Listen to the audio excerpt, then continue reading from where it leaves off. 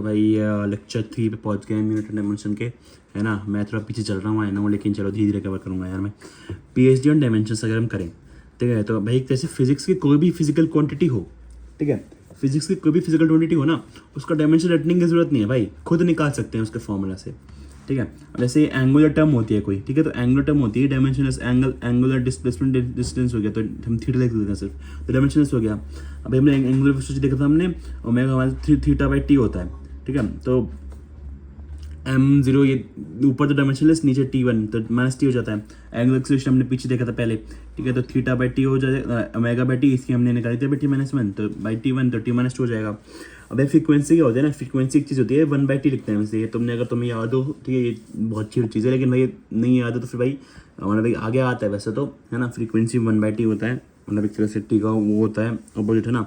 तो भाई आगे आता है, लेकिन देख लो अभी भी, ठीक है। तो मोमेंट ऑफ इनर्शिया जो होता है ना, I=mr² होता है। ये सारे फॉर्मूलाज तुम्हें लाइक याद नहीं है, मेरे को भी याद नहीं है, ठीक है। ये तुम्हें इस साल भाई, अभी पूरा 1 साल है, ये सारे फॉर्मूलाज एक तरह से सर ने बस ये दिखाया हमें कि भाई फॉर्मूले से सीधे हम निकाल सकते डायमेंशन, समझ रहे हो। हमें रटने की जरूरत नहीं डायमेंशन, ये हमें निकाल सकते हैं फॉर्मूला से, ठीक है। इसलिए हम पीएचडी हम डायमेंशन कर रहे हैं हम। तो भाई अब तुम यार बच्चे पागल हो जाते हैं यार, इतने सारे रटने पड़ेंगे क्या? नहीं यार, भाई सर ने एक तरह से 80-90% जो है, हाँ इस अभी तुम रिविजन में देखोगे 80% जो है हमारी भाई सर ने दिखा दिया इस लेक्चर में। फॉर्मूला हमें याद नहीं है, लेकिन फॉर्मूला जो है भाई अभी 1 साल है यार, फॉर्मूला 1 साल में याद हो जाएंगे, समझ रहे हो।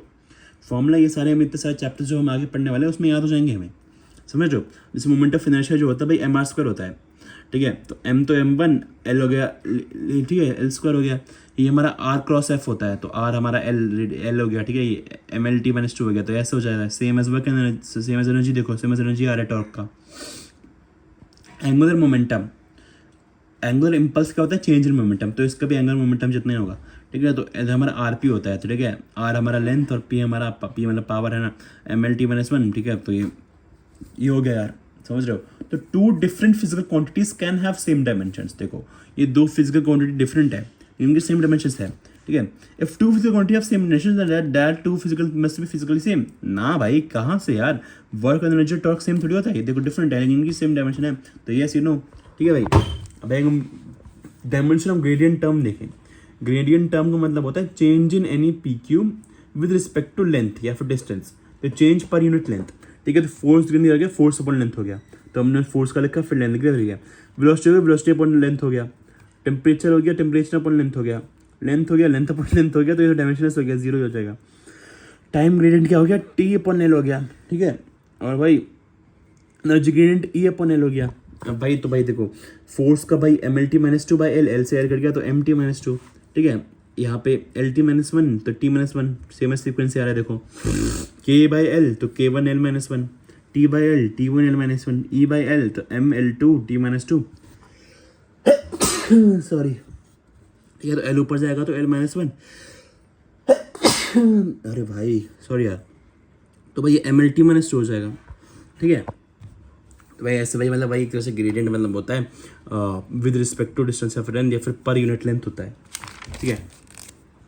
अगर हम डेंसिटी देखें, डेंसिटी क्या होता था, नॉर्मल डेंसिटी उसे हम वॉल्यूम मास डेंसिटी लिखते हैं, ठीक है। तो मास अपन वॉल्यूम हमारा ml-3 हो जाएगा। लेकिन भाई लीनियर मास डेंसिटी तो मतलब भाई mass upon length, mass upon volume की जगह linear mass density mass upon length हो जाएगा, लैम्डा लिखते हैं हम इसे। ये ml-1 t तो है, ठीक है। तो एरियल मास हो जाएगा m अपॉन एरिया, तो m/l², तो ml-2, ठीक है। लीनियर चार्ज हो जाएगा चार्ज अपॉन लेंथ, लीनियर मतलब लेंथ, चार्ज अपॉन चार्ज, तो चार्ज अपॉन लेंथ, तो IT ये फॉर्मूला होता है Q=IT।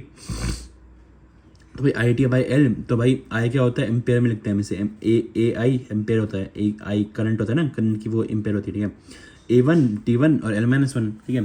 तो भाई can current be derived using charge and time, नारे नारे क्यों जी, क्योंकि भाई करंट जो है हमारा फंडामेंटल फिजिकल क्वांटिटी यार, हमने पढ़ा है, वो हमने दूसरी चीज़ में डेरिवेट कर ही नहीं सकते। तो हमारा आई हम लिख तो सकते हैं Q/T, लेकिन हम डिराइव नहीं कर रहे हैं, एक तरह से हम Q को डिराइव कर रहे हैं आई की फॉर्म में, I/T, समझ लो। Charge can be derive from current and time, समझ लो।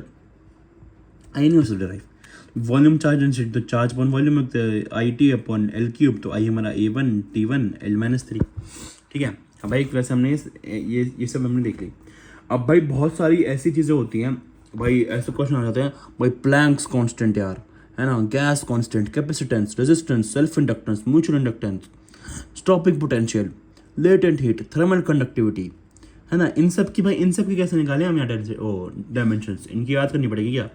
नहीं यार देखो, हम ना सारी चीज़ों को हम एनर्जी या फोर्स के फॉर्म में लिख सकते हैं, ठीक है। एनर्जी अगर हम सोचे तो भाई हम फिजिक्स जो पढ़ते हैं सारी भाई हम एनर्जी या फोर्स ही पढ़ रहे होते हैं, समझ रहे हो। जैसे ग्रेविटेशनल फोर्स पढ़ते हैं हम, हीट पढ़ते हैं हम, है ना, काइनेटिक एनर्जी पढ़ते हैं हम, ये सारे जो आगे के चैप्टर्स हैं, तो अगर हम सोचो तो हम या तो एनर्जी में देख सकते हैं या फोर्स में देख सकते हैं।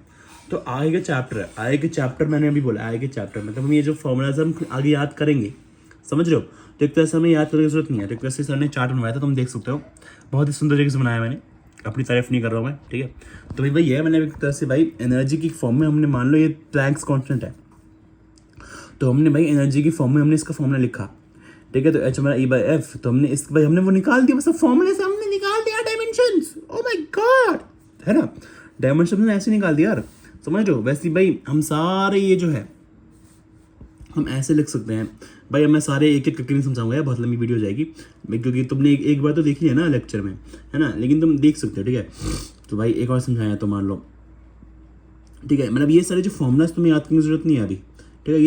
ये तुम्हें जो है एक साल में धीरे धीरे खुद याद होंगे, अब तुम चैप्टर्स करोगे तो याद करोगे ना, तब तो याद हो जाएंगे सारे, ठीक है। अब भाई हमारा नीट जो है हमारा एक साल बाद है ना अब, ठीक है। तो समझ रहे हो, तो ये सब डायमेंशन जो है एक तरह से सर ने यही बताया, हम इसे डेराइव कर सकते हैं, तो एक तरह से बहुत सुंदर चार्ट बनाया मैंने, ठीक है। वैसे भाई यहाँ पे बहुत सारे हो गए। अब फोर्स में हम देखें, तुम बोलो यार हमारा तो यार coefficient of friction, surface tension, हमारा इलेक्ट्रिक फील्ड वगैरह ये सब तो रह गया, है ना। तो भाई ये फोर्स में होता है, फोर्स की उसमें हम करेंगे, तो फोर्स kx होता है, kx हमारा स्प्रिंग कांस्टेंट, ठीक है। तो फोर्स अपॉन x कर देंगे तो mL/T-2/L, तो हमारा MT-2 हो जाएगा भाई, ऐसे हम ऐसे लिख सकते हैं, ठीक है। समझ रहे हो, परमिटिविटी हो गया भाई, यहाँ पे देखो ये परमिएबिलिटी है, परमिटिविटी है ना, ये समय में ये जो है हमें पता ही नहीं क्या है भाई, ये मेरे को भी नहीं पता क्या है यार, ये मेरे को पता, आई डोंट नो, लेकिन ये हम आगे पढ़ेंगे, समझ रहे, हम आगे पढ़ेंगे तो हमें इनके फॉर्मूलाज खुद याद हो जाएंगे। तो भाई अगर हमें फॉर्मूलाज याद हो गए, नीट में अगले साल हमारा क्वेश्चन आता है कि यार इस फॉर्मूले ये एक चीज़ है भाई, एक चीज़ है, इसकी भाई डायमेंशन बता, तो हमें फॉर्मूला याद होगा तब, तो हम इसका सीधा फॉर्मूला लिखेंगे, उसमें डायमेंशन निकालेंगे, टिक कर देंगे यार, क्वेश्चन है यार, क्या इजी क्वेश्चन है। अभी तुम लग रहा होगा यार कितना मुश्किल है यार, फिर नीट में तुम बोलोगे यार काश ये क्वेश्चन ऐसे और आए यार, 10-15 आ जाए, मज़ा आ जाए, समझ रहे हो। तो ये मैंने बहुत सुंदर सा चार्ट बनाया यार, क्या सुंदर चार्ट है यार, क्या सुंदर चार्ट है, तुम देख लो यार, तुम्हें अगर देखना है तो पॉज करके तुम रीड कर सकते हो सारे, मतलब इसमें कुछ समझाने के लिए नहीं है, ये बस फॉर्मूलाज हैं, ये फॉर्मूलाज हैं, और भाई हमने बस उसे एक तरह से हम जैसे इसका निकालना है हमें ग्रेविटेशन कांस्टेंट का, तो हमने भाई इसे सारे को उधर ले गए, एल को ऊपर गए, नीचे M2 गया, ठीक है। फिर हमने इसे वो कर दिया, फोर्स का होता है MLT-2, L तो L2 ही है, M2 ही है, तो हमें ये देखो M से ये M-1 हो जाएगा, है ना, यहाँ पे 2 है, एक है L3 यहाँ पे 2 है, यहाँ एक है, तो L3 हो जाएगा, T-2 हमारा देखो ये आ गया, एक तरह से ग्रेविटेशनल कांस्टेंट का तुम याद करोगे M-1 L3 T-2, अबे नहीं, हाँ तुम्हें फॉर्मूला याद होगा, तुम निकाल लेना, समझ रहे हो, ठीक है। तो अब भाई देखो प्रेशर जो होता है, प्रेशर हमारा फोर्स अपॉन एरिया होता है, तो फोर्स MLT-2/L2, ठीक है, तो ML-1 T-1 आ रहा है, एनर्जी डेंसिटी होती है E अपॉन वॉल्यूम, ठीक है। तो ML2 T-2 L3, ठीक है, तो ML-1 T-1 आ रहा है, ठीक है। स्ट्रेस जो होता है ना, स्ट्रेस होता है यंग मॉड्यूलस, ठीक है, स्ट्रेस होता है young modulus into strain, strain हमने पढ़ा डायमेंशनलेस होता है ना, डायमेंशनलेस यूनिटलेस दोनों, change in length upon length, है ना, ये तो कट जाता है, ठीक है।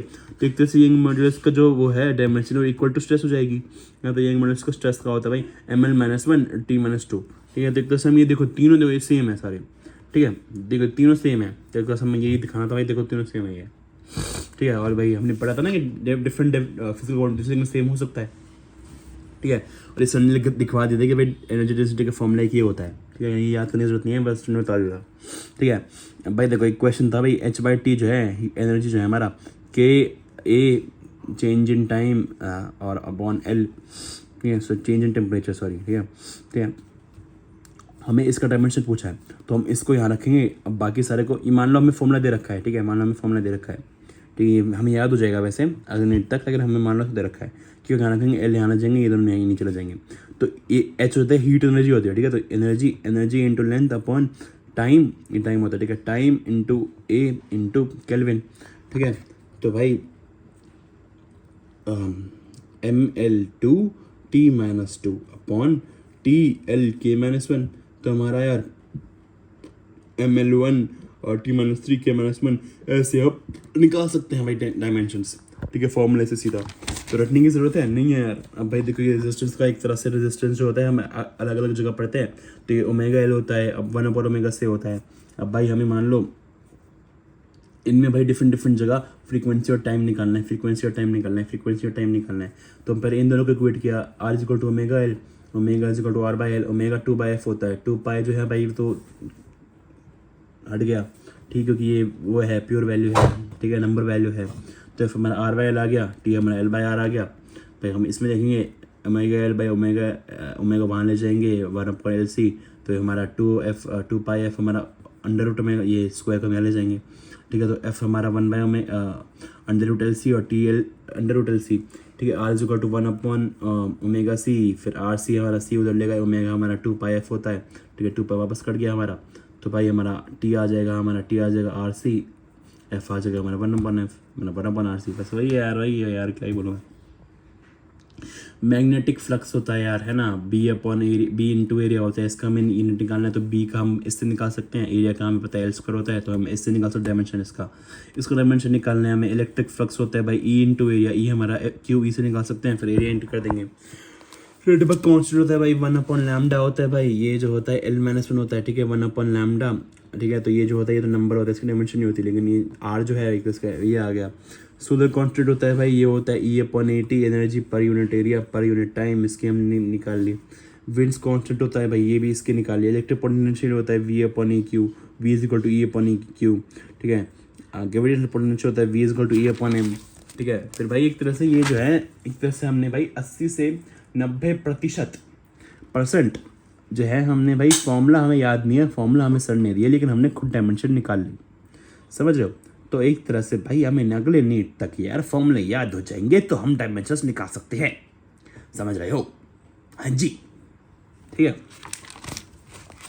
भाई। तो अब जो नोट है यार कि एंगुलर मोमेंटम और प्लैंक कांस्टेंट जो है भाई, इनका सेम डायमेंशनल फॉर्मूला है, ठीक है। एक तरह से कुछ छोटी छोटी चीज़ें भाई, अब कुछ 2-3 जो हैं जिनके सेम फॉर्मूले हैं, उसको उसने लिखवा दिया कि एंगुलर मोमेंटम होता है भाई RP होता है, तो इसका देखो सेम फॉर्मूला है।